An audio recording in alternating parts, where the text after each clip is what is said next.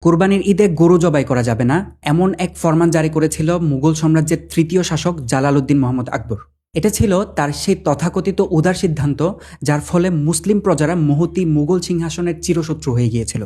ঘটনার শুরুটা এমন যে সম্রাট আকবর বিশাল ভারতবর্ষকে এক সুতোয় বাঁধতে 1582 সালে প্রবর্তন করেছিল এক নতুন রাজনৈতিক দর্শন, যার নাম ছিল দ্বীন-ই ইলাহি। ভারতবর্ষে তখন বহু ধর্মের ছিল নানা রীতি। এই রীতি পালনেও প্রজাদের মধ্যে লেগে যেত বিরোধ, আর এই বিরোধ মেটানোর জন্য ভারতবর্ষে নিজের একচ্ছত্র ক্ষমতা টিকিয়ে রাখার এক চরম মাস্টার প্ল্যান ছিল দ্বীন-ই ইলাহি। ইসলাম, হিন্দু, পার্সি ও খ্রিস্টান ধর্মের কিছু নির্বাচিত বিষয় জোড়াতালি দিয়ে একীভূত করে একই জায়গায় এনে এই ধর্ম তৈরি করেছিল সে, যার উদ্দেশ্য ছিল সব ধর্মের মানুষকে এমন এক ও অভিন্ন দর্শনে আনা, যার কেন্দ্রবিন্দুতে থাকবে স্বয়ং সম্রাট। অর্থাৎ সম্রাট হবে ঈশ্বরের প্রতিনিধি। প্রজাদের উপর এলো নতুন নতুন নিয়ম, এমনকি চাপিয়ে দেওয়া হলো তাকে সিজদা দিয়ে সম্মান জানানোর মতো রীতিও, আর তার আদেশ হয়ে গেল ধর্মের চূড়ান্ত সিদ্ধান্ত। এই পুরো বিষয়টার মূল লক্ষ্য ছিল অতি সাধু, তা হলো অমুসলিম প্রজাদের সন্তুষ্ট করা। এতেই শেষ না, এরপর অমুসলিম প্রজা ও রাজপুত মিত্রদের মন জয় করতে আকবর জারি করল বিতর্কিত রাষ্ট্রীয় ফরমান বা ডিক্রি। ঈদুল আজহায় গরু কোরবানি সম্পূর্ণ নিষিদ্ধ, সাথে দণ্ডনীয় অপরাধ। কথায় আছে, রাতের অন্ধকার চরমে পৌঁছালেই দেখা মেলে আধারবেদী সূর্যকিরণের। তেমনই ধর্মের মৌলিক বিধানে আঘাত আসতেই সে সময়ে মুঘল রাজতন্ত্রের রাজকীয় অহংকারের বিরুদ্ধে একাই ঢাল হয়ে দাঁড়িয়েছিলেন শেখ আহমদ সিরহিন্দি রহমতুল্লাহি আলাইহি, যিনি ইতিহাসে পরিচিত মুজাদ্দিদি আল-ফিসানি রহমতুল্লাহি আলাইহি নামে। তিনি আকবরের এই বিতর্কিত সিদ্ধান্তের বিরুদ্ধে তীব্র প্রতিবাদ গড়ে তুলেছিলেন এবং মুঘল দরবারের প্রভাবশালী আমলা ও মুসলিম সমাজকে তার বিখ্যাত চিঠির মাধ্যমে জাগ্রত করতে শুরু করেছিলেন। তিনি স্পষ্ট ঘোষণা দিয়েছিলেন, শাসকের সন্তুষ্টির জন্য ইসলামের মৌলিক স্তম্ভকে কখনোই বলি দেওয়া যাবে না। তার এই আপসহীন সংগ্রামের ফলে ভারতবর্ষের মুসলিম সমাজের মাঝে তৈরি হয় এক অনন্য ধর্মীয় জাগরণ, যা মুঘল রাজপ্রাসাদের ভিত্তিও কাঁপিয়ে দিয়েছিল। সে সময়ে মুঘল শক্তির আসল চালিকা শক্তি ছিল মুসলিম অভিজাত, সেনা ও ওলামা সমাজ। অথচ সম্রাট আকবর তার রাজত্বের শেষ ভাগে এই সার্বজনীন ধর্ম তৈরির নেশায় এই চালিকা শক্তিকে অবহেলা করে বসেন।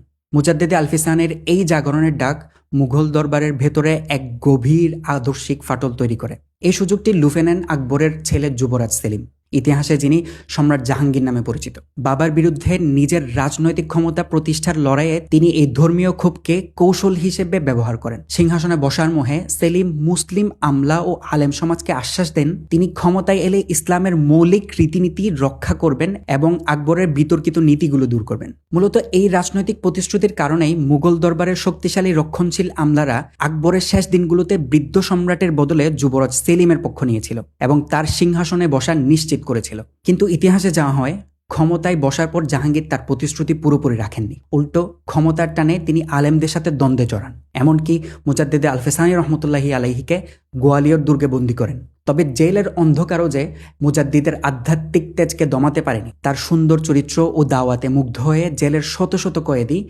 নিজেদের ভুল বুঝতে পেরে তওবা করে, আর অমুসলিম বন্দীরা দলে দলে ইসলাম গ্রহণ করে। আর এই খবর রাজদরবারে পৌঁছালে সম্রাট জাহাঙ্গীর নিজের ভুল বুঝতে পারেন এবং সসম্মানে তাকে মুক্ত করে দেন। শুধু তাই নয়, সম্রাট তাকে মুঘল বাহিনীর প্রধান ধর্মীয় ও আধ্যাত্মিক উপদেষ্টা বানিয়ে দেন। ফলে সম্রাটের নিজস্ব সেনাবাহিনী এবং রাষ্ট্রীয় নীতি নির্ধারণে সরাসরি ইসলামের এক শক্তিশালী প্রভাব যুক্ত হয়ে যায়। তবে রাজনৈতিক কারণেই হোক বা উদাসীনতায় আকবরের তৈরি সেই মৃতপ্রায় দ্বীন-ই ইলাহির ধারা জাহাঙ্গীর আর এগিয়ে নেননি, যার দরুন মুসলিম সমাজে কিছুটা স্বস্তি শ্বাস ফেলে। তবে মুঘল দরবারে আকবরের নিষিদ্ধ করা কোরবানি ও গরু জবাইয়ের মতো নিষিদ্ধ প্রথাগুলোর রাষ্ট্রীয় পুনরুজ্জীবন এবং ইসলামী শরীয়তের পূর্ণ বাস্তবায়ন ঘটেছিল জাহাঙ্গীরের উপরে। তারই পুত্র মুঘল স্থাপত্যের স্বর্ণযুগের নির্মাতা সম্রাট শাহজাহানের আমলে। মুঘল সাম্রাজ্যের রাজনৈতিক স্বার্থে আকবরের নেওয়া নীতিগুলো যে দীর্ঘমেয়াদী কতটুকু ঝুঁকিপূর্ণ হতে পারে তা সময়ের সাথে স্পষ্ট হয়ে উঠেছিল।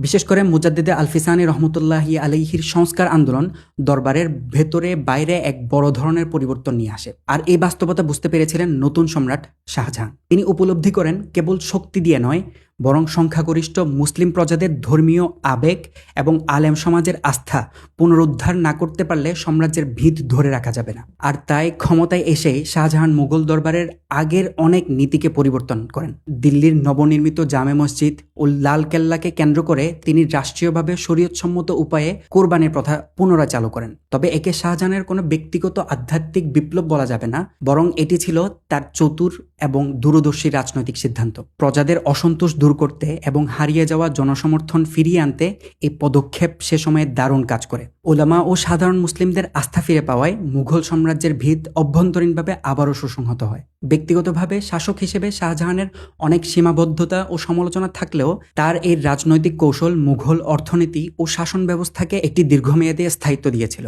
আর এই সুসংহত শক্তির উপর ভর করেই তার শাসনকাল ইতিহাসে মুঘল সাম্রাজ্যের স্বর্ণযুগ হিসেবে পরিচিতি পায়। ইতিহাস আমাদের এই সত্যই শেখায় যে সাময়িক ক্ষমতার লোভে মানুষের মৌলিক বিশ্বাস বা আবেগকে আঘাত করলে তার পরিণতি কখনো শুভ হয় না। সম্রাট আকবর যা তরবারির জোরে চাপিয়ে দিতে চেয়েছিলেন, শাহজাহান তা পুনরুদ্ধার করেছিলেন জনমানুষের আস্থা ও ভারসাম্যের রাজনীতি দিয়ে।